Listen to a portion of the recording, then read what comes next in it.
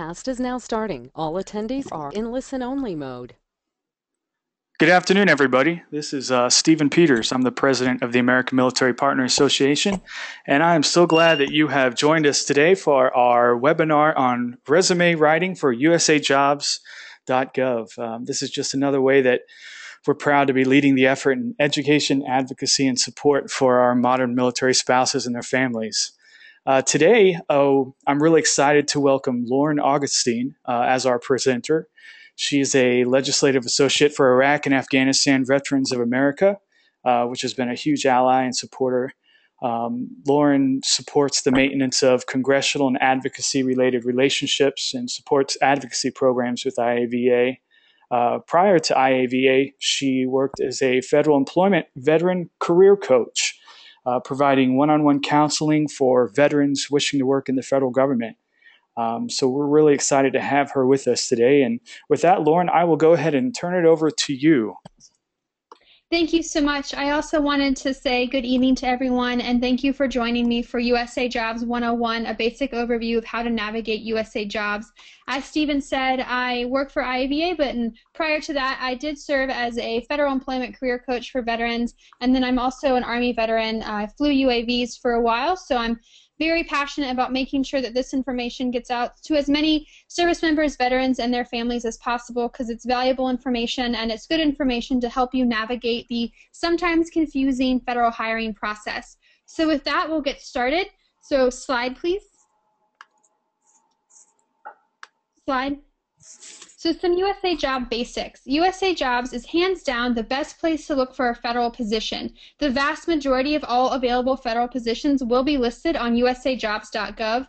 There are some agencies that are exempt from that requirement, and those include some of the intelligence-specific agencies and some specific positions in fields like the FBI or the Secret Service. But by and large, if you're looking for the majority of federal employment options, your best bet is USAJobs.gov. It is a huge system. It can be a complicated system, but I'm here to tell you it can work. Just some personal background information. Like I mentioned, I got out of the Army about a year and a half ago, and before I got out, 6 months before I got out or so, I started looking for federal employment. I probably applied to 30 different positions and didn't hear back from a single one of them. But after I served as an employment coach, when I was looking for my next job, I applied to 3 federal positions using the sort of principles outlined in this webinar, and I received offers for all 3 positions. So with a little bit of knowledge and a lot of effort, it can be done. The information in this presentation is a basic overview because it is a big system, it's a lot of information, but there are some additional resources that I'll highlight towards the end of the webinar that are also available to help, and I'm here for questions throughout the process if you have them, so please let me know. Slide. So what do you do first? Obviously, the first thing you're going to do is go to USAJobs.gov and create an account if you haven't already. It's a very easy process to create an account. All you have to do is, in the upper right-hand corner, select Register, go through the prompts as it asks you, and then you have an account on USA Jobs. You can see some basic information on this homepage here, a keyword search, a location search, but the first thing you're going to want to do is create that account. Slide. After you create that account, the next thing you're going to want to do is step 1, create a profile. The profile is self-explanatory. It contains basic information such as your contact information, some information about where you want to work and what you want to do in terms of your workload, and it also contains some very basic information that's critical to the federal resume, such as veterans preference, your federal employment history. You can upload documents there as well, and where you want to work. And one thing I'd like to highlight on this slide is the document upload.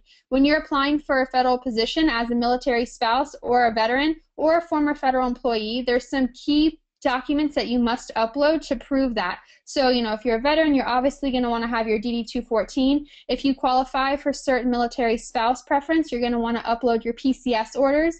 And then also, if you're a federal employee, you're going to want to upload your employment history specific to your federal employment.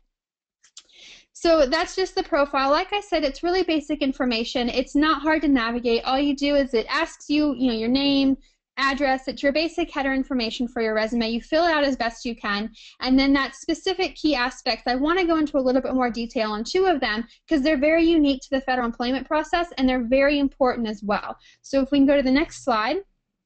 we'll go over the special hiring options. And these special hiring options, they don't give you any sort of preferential treatment when you are looking for employment, but it opens up more possible doors to employment. And where you're going to find these special hiring options is in the Who May Apply section of a job announcement, which we'll go over later. That Who May Apply section contains special hiring options that you might be authorized to use. And the unique thing about federal jobs is that they're very specific on who may apply for the job. So not every U.S. citizen can apply for every single open federal position. They're very specific on which aspects of the U.S. population are eligible to apply. There are some jobs that are open to the entire U.S. population. However, they do signify certain jobs as available to either prior or current federal employees or those eligible under these special hiring options. The special hiring options include things like certain military experience, military spouses with recent PCS moves, disability ratings, and a few other instances. Because every individual is going to have a different background and different hiring possibilities, I encourage you to, during that profile building, when you get to the section about special hiring options, you'll see an option where it says learn more or read more about special hiring options. I encourage you to click on that and read through all of the options to see which ones you as an individual may be eligible to use.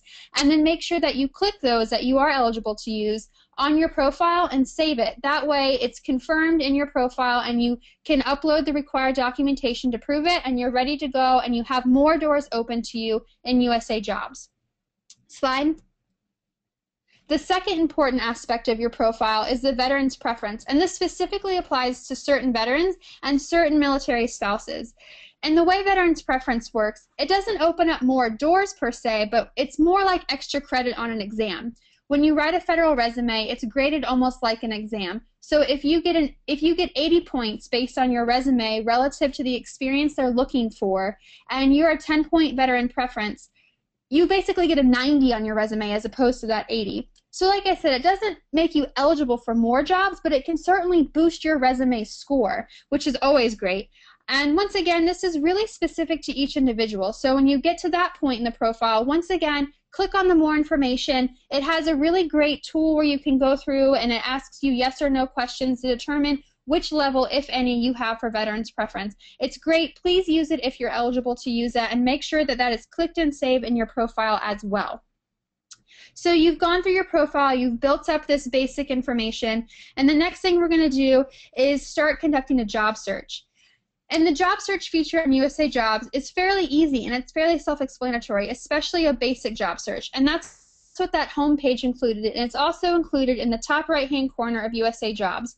And that's going to be a location search and a keyword search. And this can be a really great search feature if you're simply looking for a job in a specific location. So let's say you're only interested in jobs in Manhattan, Kansas. You can put Manhattan, Kansas into this basic location search and it'll pull up every possible federal job in Manhattan, Kansas.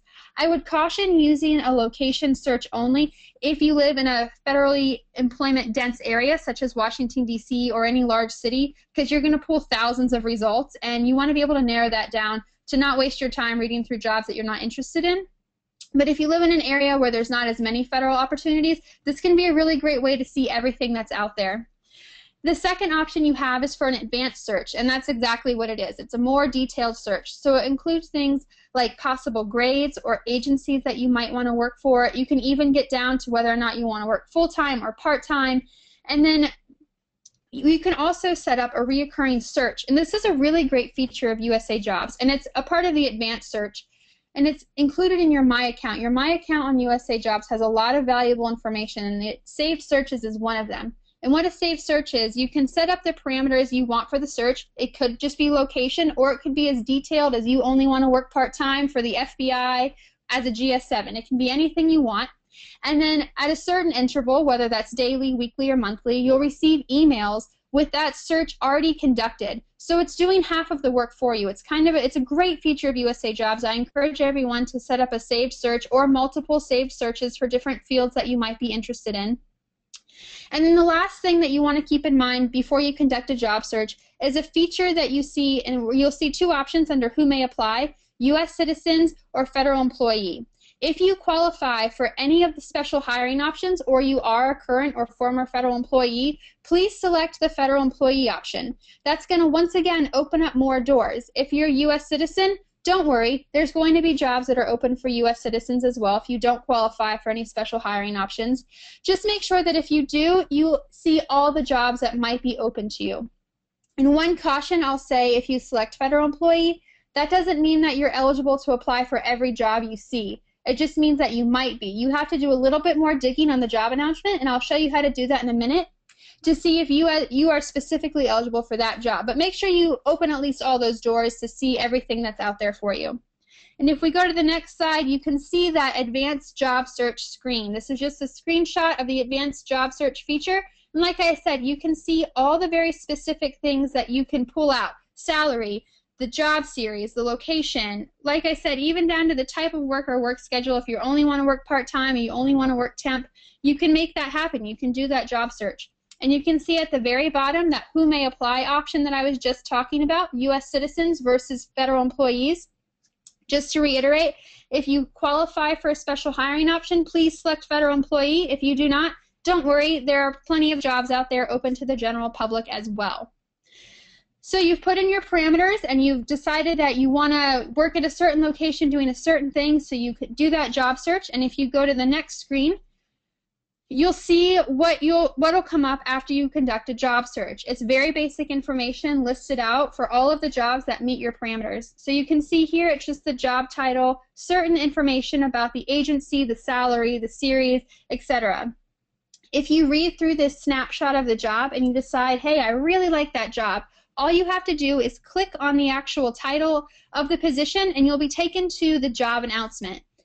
And we'll go to the next screen and you can see the very top of the job announcement. And this is going to contain some really basic information that's just clearly basic information about the job title, who you're going to be working for, and the job announcement number. Critical information, because if you want to be a receptionist and you pull up a job announcement for a dentist, clearly that's not what you're looking for. So you can back out and do your job search again and find what you're looking for. But if you decide this is what you want, the next step you want to do is read the block of information included on the next slide. And I can't stress enough how important it is to read the entire job announcement front or top down to make sure that you've read through everything, you understand everything, and that you are fully qualified and eligible to apply for the job. So looking at this, I just want to break it down a little bit and explain everything to make sure that you're not going to waste your time applying for a job that either you're not qualified to apply for or you don't want to apply for. So that first one is pretty basic, salary range. It's going to show you how much you possibly could make at the job. And you see there is quite a range there. And it works very similar to the military pay scale, so it should be familiar. You can have a GS7 who makes a little over $42,000 or a GS7 with a little bit more experience that makes more than that. So just like an E5 with 3 years of service makes one pay scale, an E5 with 7 years of experience makes a different pay scale. It's the exact same concept. They just call them steps instead of years of service. The next one down is the open period. This is also a critical thing to look at, because that closing date, you must have everything submitted by midnight Eastern time on that closing date to be considered for the position. Kind of no ifs, ands, or buts. You have to have everything in by midnight of that date Eastern time to be considered. So it's very important, especially if you're applying to multiple jobs or jobs daily, you want to make sure that you're organizing them by the closing date and submitting everything on time. I'd hate to see anyone miss an opportunity because they didn't get their information in by the closing date. That's just important to look at. The next thing down is the series and grade. Pretty easy. GS7 is that pay scale. Those 4 numbers in the middle, 0301, are called a series. And everything in the federal government is broken down by series. So that 0301, this is just an example I pulled.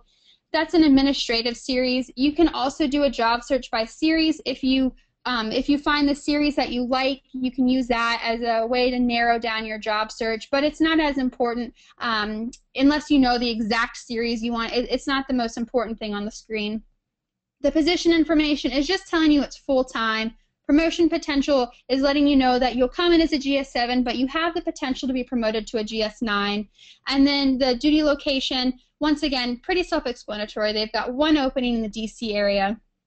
That last piece is very important, and the #1 thing that you should look at before you consider applying for a job. Who may apply? This position is only available to veterans eligible for a non-competitive appointment. And this is just an example. So if you see something there, if it says all U.S. citizens, everyone can apply. But if it doesn't, make sure that you meet the qualifications listed, because if you don't, unfortunately, you're not even going to be considered right out of the gate. So I'd hate to see you waste your time going through the resume writing process if you're not even eligible to apply. A lot of jobs are open to multiple special hiring options or the general public. Just make sure that you are qualified before you even begin the tedious process of the resume.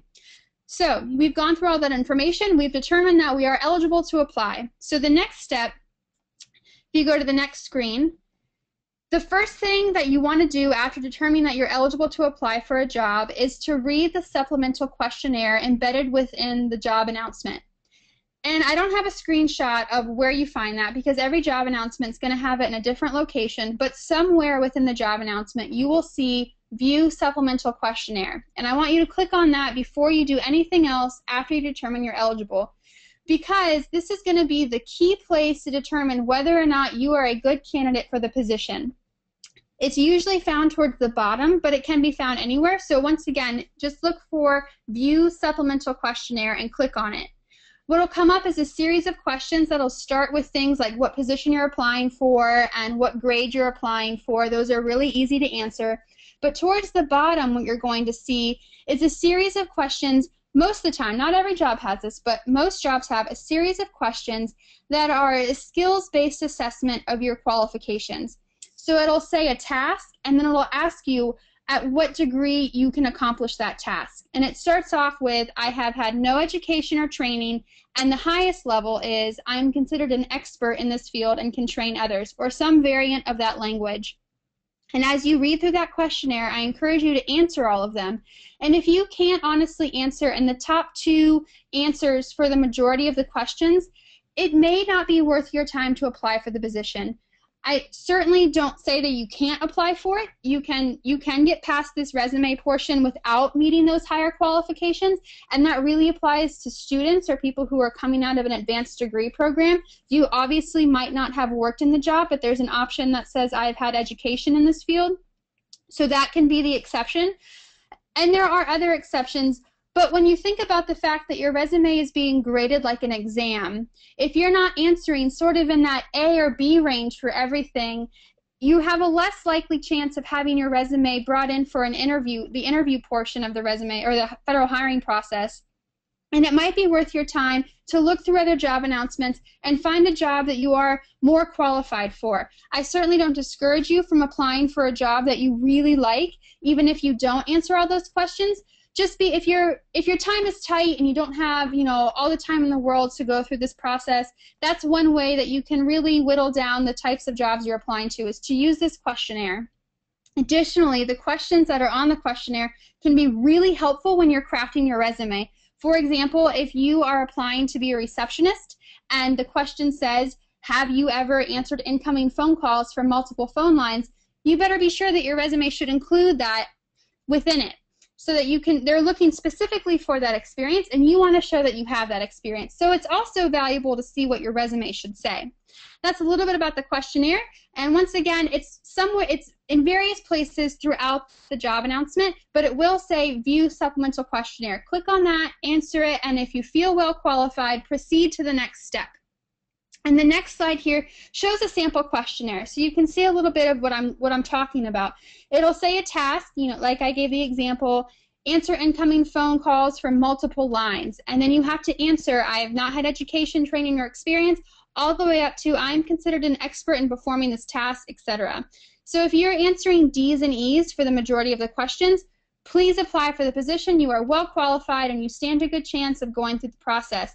If you're answering a lot of A's and B's, it might not be the best position for you to apply for. So you've gone through the job search, you've found your job, you've gone through the questionnaire, you think that you are well qualified. The next part is sort of the bulk of the work, and that's the resume.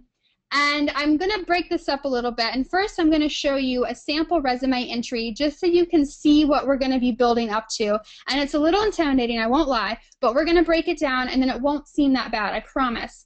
So you can see in this sample resume entry that it looks nothing like a resume you're used to writing. There's no bullets. In fact, there's a lot of words, there's paragraphs, and there's all caps. It's very different.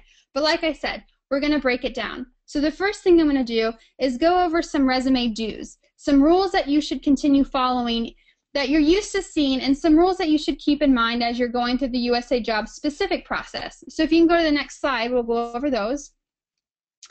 The first thing I want to point out is that you should use the USA Jobs Resume Builder. This is for a few different reasons. One, you're guaranteed that the formatting of your resume will be correct. You won't have to worry about moving any sort of systems or moving any sort of Word documents to different formats. It's guaranteed to be in the format you want it to be in. Second, it's already in a format that hiring officials are used to seeing, so they know exactly where to look for the information they want to see. And third, you're guaranteed to have all the necessary information that they want to see in there. So you might not think to include salary information on your personal Word document resume, but USA Jobs has a field for you to fill in the salary, so everything that you need to put is already ready to be entered, and then all you have to do is enter in your specific employment history, and it's in a great format. So please use the USA Jobs Resume Builder. It'll make things simple for you and the hiring official. The second thing that you should do is read the entire job announcement. I've said this a few times because it's really important. Not only do you need to determine if you're eligible to apply for the job, you also need to make sure that there aren't any hidden requirements within the job announcement that need to be included in your resume. I've seen job announcements that have said that you must include your high school diploma regardless of your education. So you could be a doctor, but you have to say that you graduated from high school or you're automatically disqualified. And that was hidden within the job announcement. So you want to make sure that you read through everything, write down all the requirements so that you don't miss anything.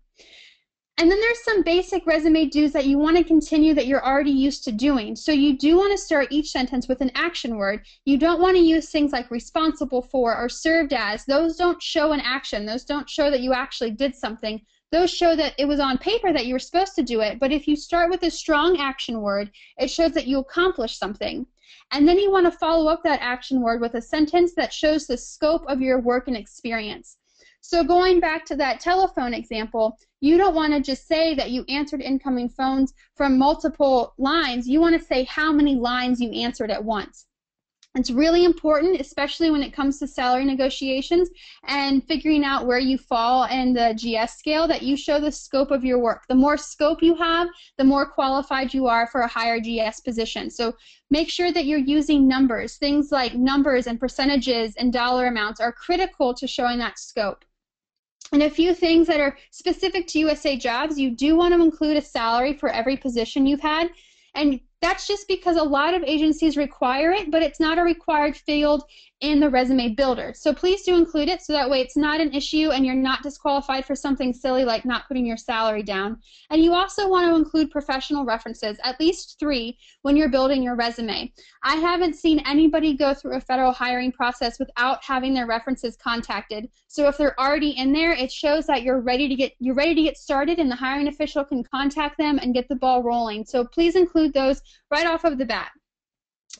And if we go to the next screen, we can see a few resume don'ts. And these are some rules that are meant to be broken with USA Jobs, which is kind of fun. So you saw that we use paragraphs instead of bullets. And that's a big thing. That's very different from a civilian resume. Don't use a bulleted list for each job. Instead, what you're going to do is highlight a key word, which is that word in all caps, and then you're going to build a supporting paragraph of 5 to 7 sentences that highlights how you have that keyword experience. You also don't want to hide those keywords. You probably noticed that those keywords were on all caps, which is something you would never see in a civilian resume, but you want to be sure that they're visually appealing and easy to find for the hiring official. A hiring official is only going to look at your resume for maybe a minute. If they can look down your resume and see in all caps that you have those keywords that they're looking for, and then that's supported by a paragraph, they don't have to waste their time trying to dig out to see if you have the right experience. They can see it right off of the bat, and your resume has a better chance of being moved on to the next level. You also should not be afraid to tailor that resume, and what I mean by that is using the right vocabulary. You don't want to use synonyms or similar words to what the job announcement has. You want to use the same words, and that's for a pretty simple reason. It goes back to that visually appealing.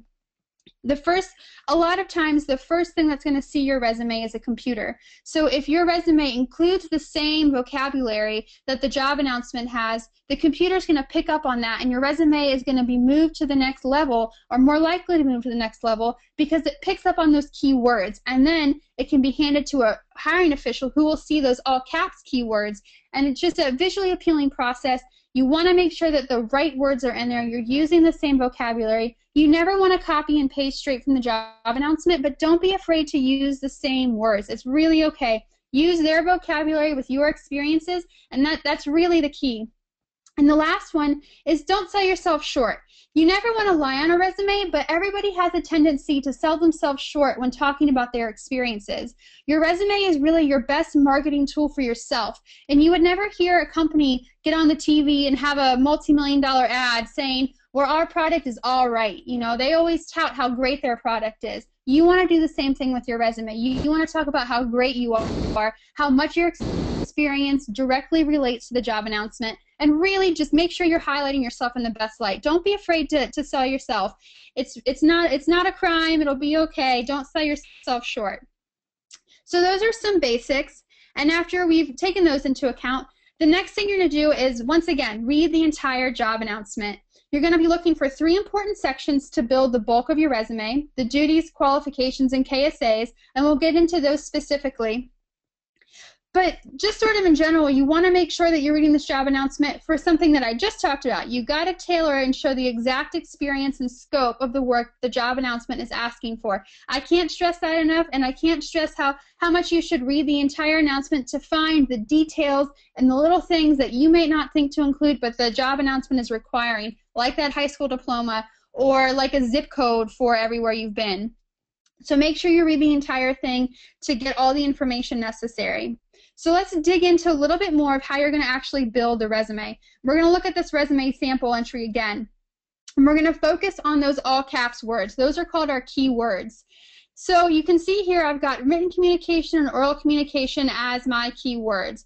You're going to put those in all caps, and all you have to do for the formatting, since you're using the USA Jobs Resume Builder, is just make sure that you put a space in between each paragraph. That's all you have to do. There's no other formatting. It's just all caps and then a paragraph following, followed by a space.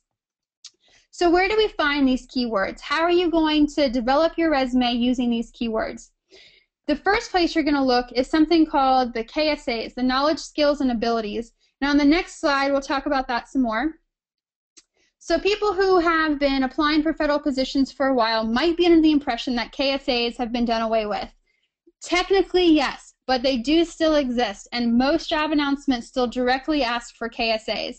And in the past, what you had to do was answer KSAs in the form of a paragraph. So they would say, how have you had this experience doing this specific task? And then you write a paragraph saying how you've done that.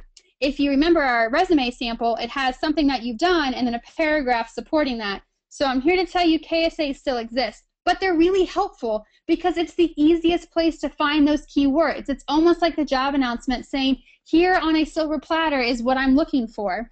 So you don't have to even try that hard to find the keywords. So let's look at this example I have here. This was in a job announcement that I used as an example, and it's a screenshot directly from the job announcement, so it's even labeled KSAs. Oh, we're back one screen. So you can see here it says KSA 1, ability to organize and plan activities of an office.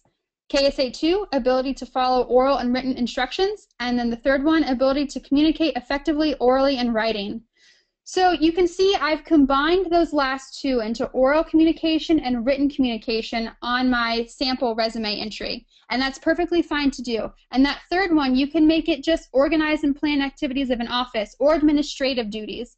So you definitely don't want to put the entire sentence in all caps. You can break it down into things that make sense, like oral and written communication, and then administrative duties. But this is, once again, it's a silver platter of here's what the government wants to see on your resume. So make sure that this is the first place that you look for those key words, and then break it down in ways that make sense to the job and to what they're asking for. The second place that you can find keywords is in the qualifications section, which is on the next screen. And this qualifications is usually found at the top of the job announcement, And this sort of serves a dual purpose. You can get your supporting paragraph information from the qualifications, and you can also get some keyword information from here as well.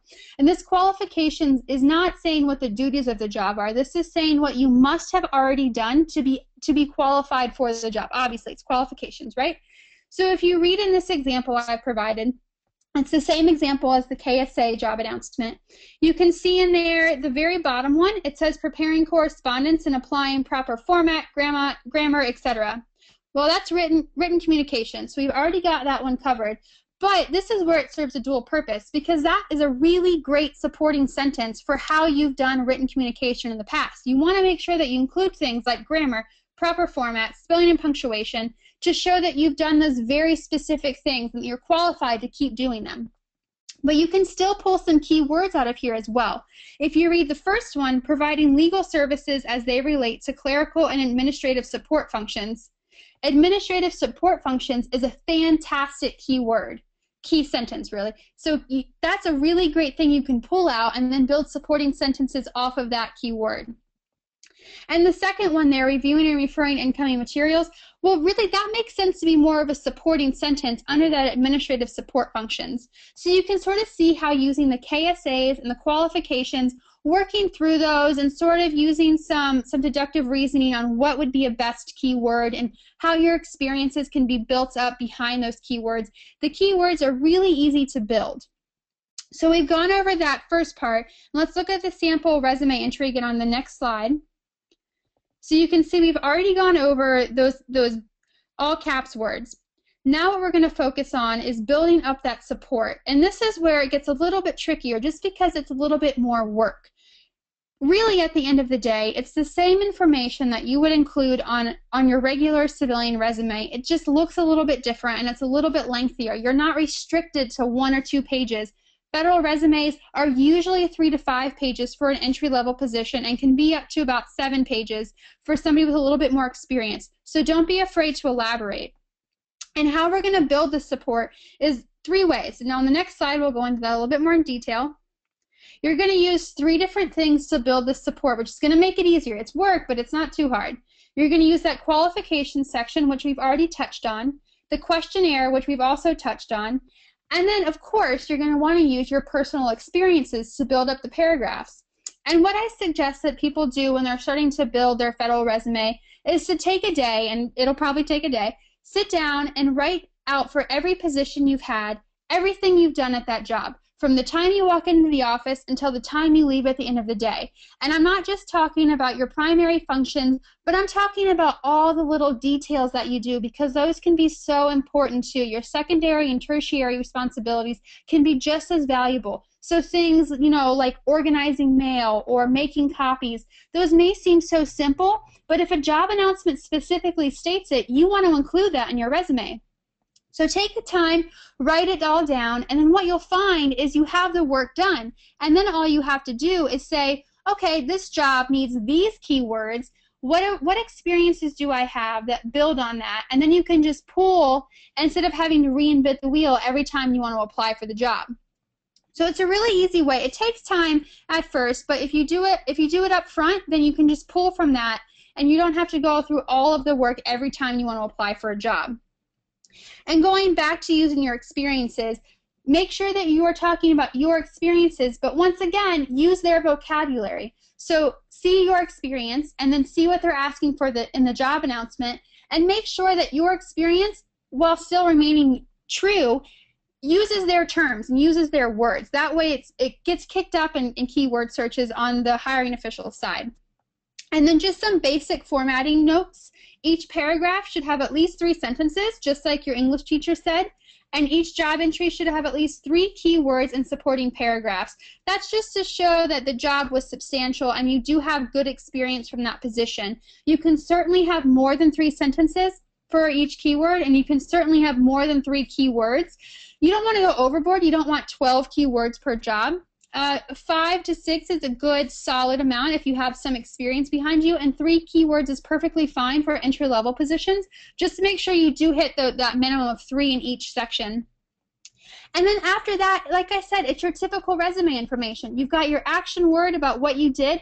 followed by your experiences that show the scope of how much you did it. So it's really basic after that. And then one thing I want to note that is not really unique to USA Jobs. You're certainly able to do this when you're looking for a civilian job as well, but use your volunteer experience. If you have a significant volunteer experience, make sure you highlight that. Just for example, when I was looking for positions, I also had a major leadership role within the Girl Scout organization, and I had some really great skills and abilities that I developed specifically as a volunteer, and I highlighted that, and it was well received and counted as experience. And just a quick note on how the government usually scores your experience. If you have a full-time position that you've done for a year, so 40 hours a week for a year, that's a year of qualifying experience. And then every month down from that, or in addition to that, is obviously more or less experience. Part-time positions are scored in half. So if you have a year of qualified experience at part-time, working 20 hours a week, that's considered 6 months of experience. And that's how volunteer experience works. So if you put down that you worked 20 hours a week in your volunteer position and you've done it for 2 years, well, now you have a year of qualified experience based on your volunteer work. So it can be a really valuable asset to your resume, and I encourage you to think about the things that you do outside of your 9 to 5 and make sure that's included in your resume where applicable. Okay, so specifically looking at things within the job announcement to help you build that support, the best place to look is the major duties section, which is usually right below the qualifications. So we've got the qualifications, the questionnaire, your personal experience, and now the duties section. And this is where you're going to pull that vocabulary. You've got your personal experience, and now they're telling you what words to use. And you can read in here where it says, right in the middle there, performs office program planning work. If you've done that in any capacity, you want to make sure you tell them that and for how big of an office, using that exact word, using those words. And then you can see down below that, performs administrative work, which includes management of an office's schedule and day-to-day plans. So you're going to want to talk about how you maintain calendars, how you've done the copying, done the faxing, and that sort of thing. And you want to make sure that's included in the right supporting paragraph with the right keyword. And this is a really great section to pull the bulk of your vocabulary from. So that's sort of the basics of how to build the resume, and I know it's a lot of information, but it's all included in there, and it's once you do it once or twice, it can become a flowing process.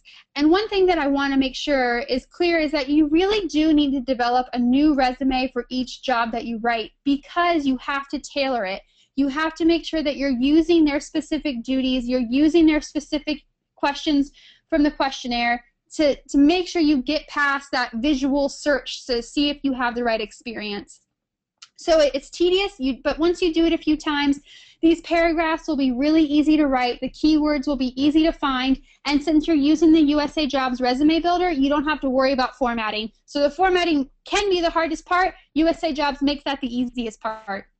So after you've gone through and you've written your resume and you found the perfect job, you're ready to submit your application. And if we go to the next slide, I have really good news.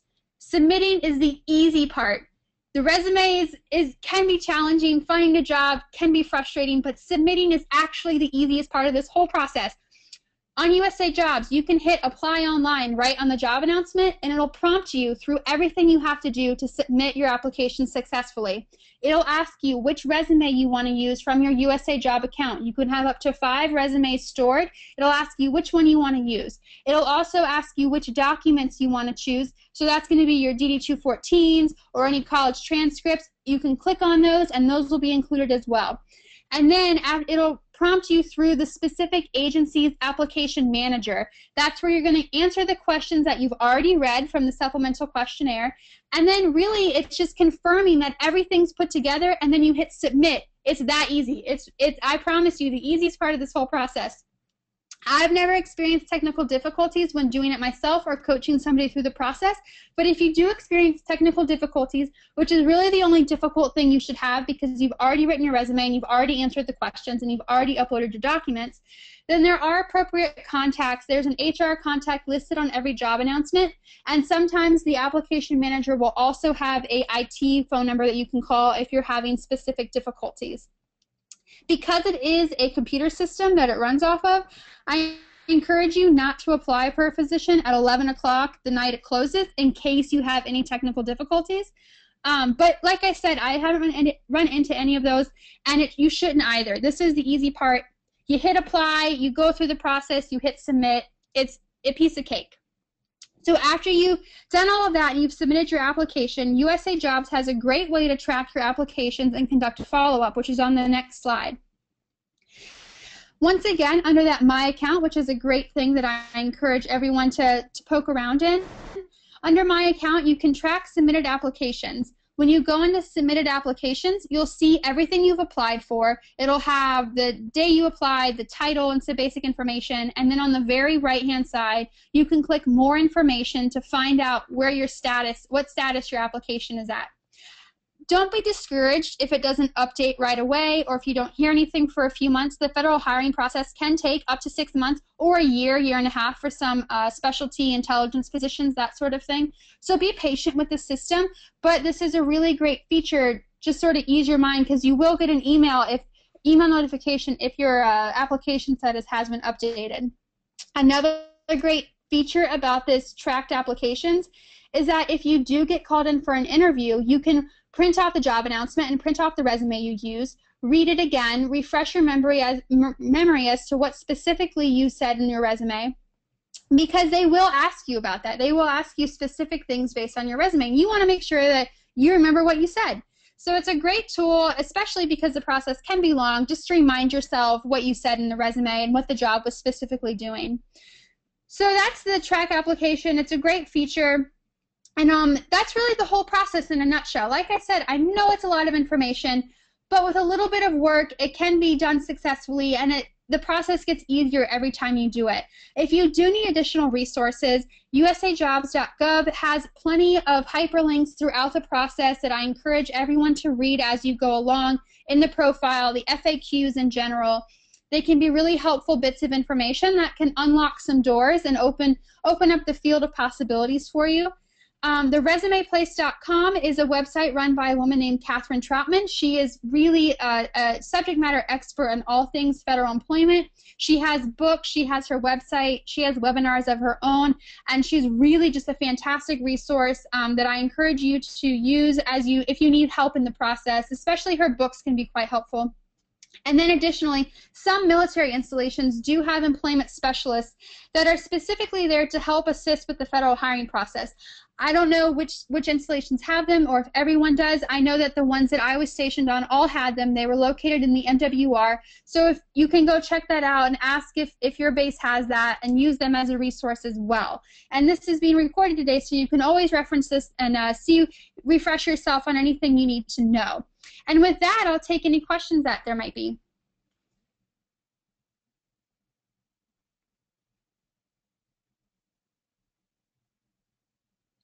If anyone has any questions, you can type them in the questions box or raise your hand. Lauren, we have a question from Lynn Thomason. She asked, how far in advance of ETS retirement should I apply? Can I work while on terminal leave? You can work while you're on terminal leave under certain situations. That's something that you're going to want to talk to the hiring official about for the job that you're looking at. And I would suggest starting to look for a position about 6 months before you're ready to separate, because the process can be tedious.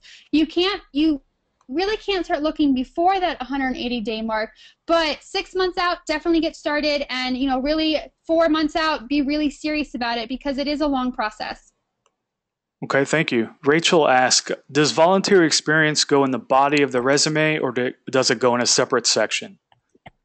It's going to go into the body of the resume as if it were a regular job. So you're going to fill out the same header information, the only difference being where it asks for salary, you just put a 0, and then you fill out everything else as normal. Okay, thank you. Daniel asked, being a veteran and a military spouse, will that give you more points or preference on the position?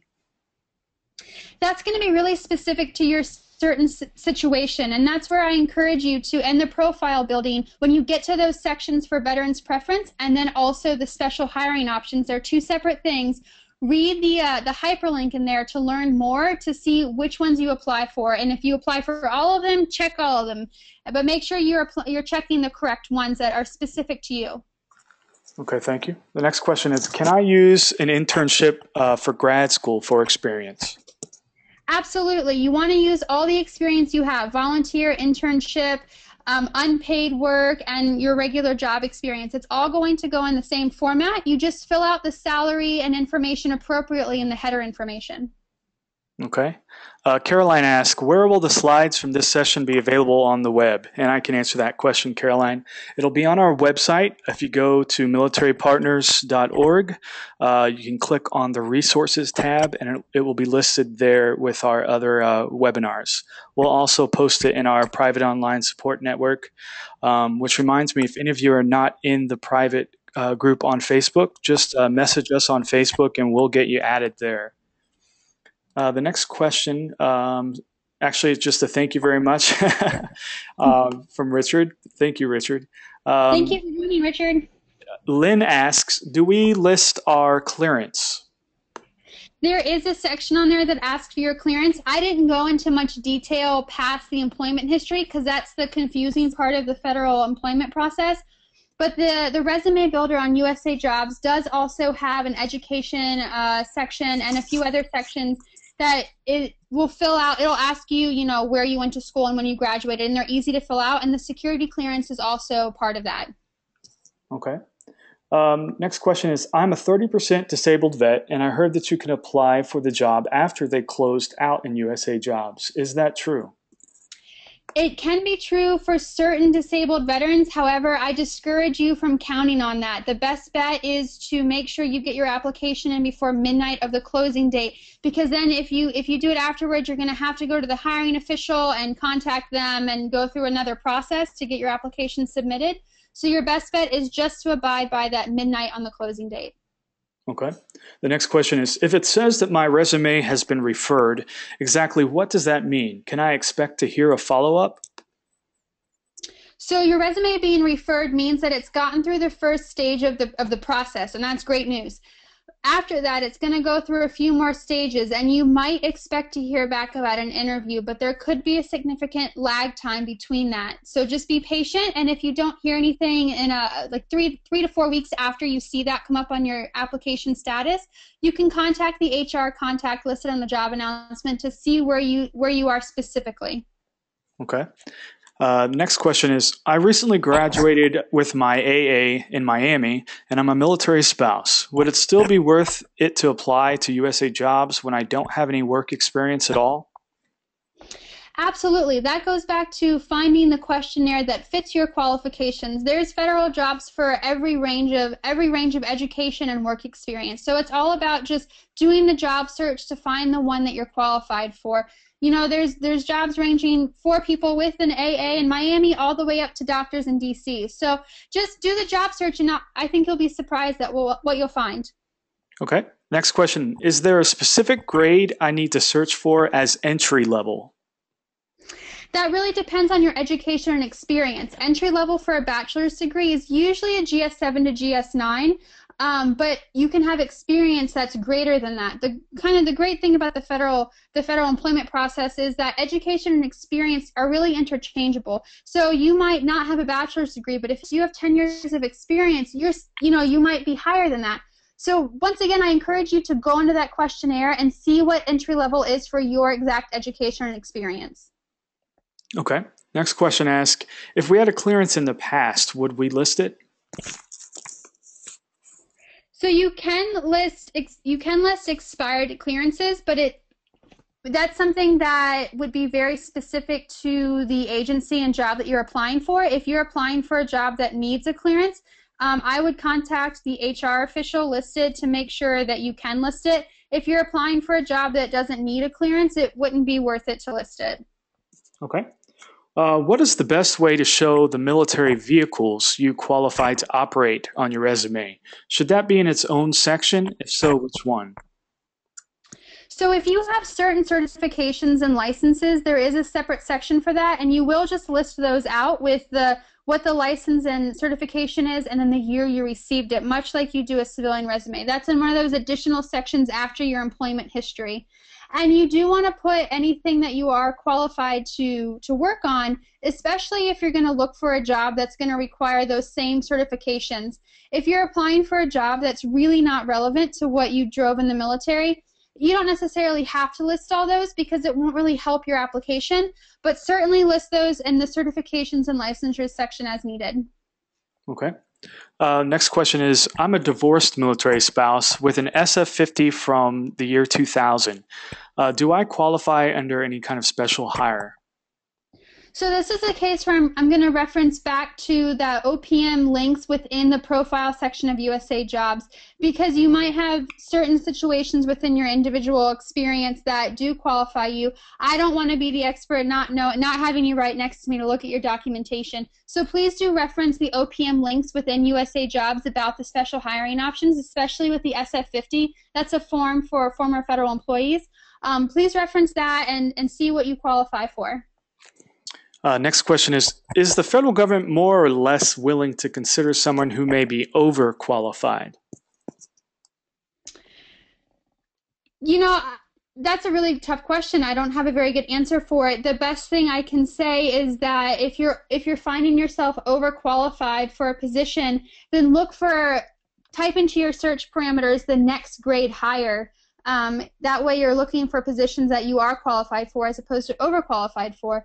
And then also, you know, as you go through the process, I think the federal government would find you less likely to be overqualified, but it depends on what you're teaming overqualified. You know, you still have to be able to show that you have the relevant experience. So you could be a lawyer, but if you're applying to be something that, you know, you're not really qualified for, it doesn't matter that you're a lawyer.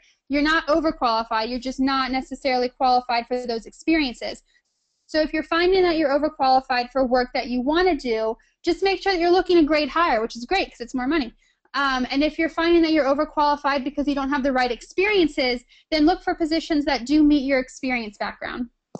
Okay. Are there any restrictions or special requirements for listing a bachelor's degree from another country? So the other country question is very good, and on USA Jobs there is a disclaimer that says you can only list accredited universities. So if your college is recognized as an accredited university from a foreign country, you would list it as the same as if you went to school here. If it's not recognized as accredited, you can't list it on USA Jobs. And you can find a list of accredited international universities on the Department of Education. Okay. The next question is, I want to know what a PCS order is. And that was probably in reference to the military spouse program that you mentioned earlier. Sure. So in the military, when you are put on permanent change of station orders, your spouse is given, or you are given, a document that is your orders for PCS moves. And that's specific to those in the military that are being moved around. So if you have a permanent change of station, you're going to want the document that shows that you made that move in order to be eligible for the military spouse special hiring option. Thank you. Should I include a cover letter when applying to all jobs I apply for? If so, what should be included in the cover letter? So I purposely left out any information about a cover letter because federal jobs is really not worth your time to write a cover letter. When you're applying for civilian jobs, it's a very different story, and most civilian jobs do want to see a cover letter. But the federal government, you're giving them a 5 to 7 page resume to begin with, so they don't want to see additional documentation. You're fine with just the resume on USA Jobs, okay, unless the job announcement states otherwise. Next question is, if I took an early out, 22 years of service in 2003, am I considered reinstatement eligible? That's once again a really specific question that I would reference. You can call OPM. They would be the best person to ask about your reinstatement eligibility. They're the government's HR department essentially. So there's contact information for OPM. There's also specific links in that profile section of USA Jobs that specifically explains who is eligible for reinstatement and for special hiring options. And that's going to be the best place to look for your situation. Okay. Next question is, do you have to be a U.S. citizen to apply for a federal job? That is another great question for OPM. So the two breakdowns are U.S. citizen or special hiring option. So if you qualify for one of those special hiring options, that's a great question to call OPM and to clarify if you are eligible to apply for a federal position. Okay, great. I think that is the last of our questions. So we will go ahead and wrap up, and just wanted to thank you so much, Lauren, for being with us today. We really appreciate it. And if anyone has any questions, they can email us at partners@militarypartners.org. And like I said earlier, the presentation will be listed on our resources page on our website and shared in our private group as well on Facebook. So again, thank you so much, Lauren, for being with us, and thank you everyone for joining us today. Thank you. Have a good evening, everyone. I hope it helped. Thanks so much. Bye-bye, everybody.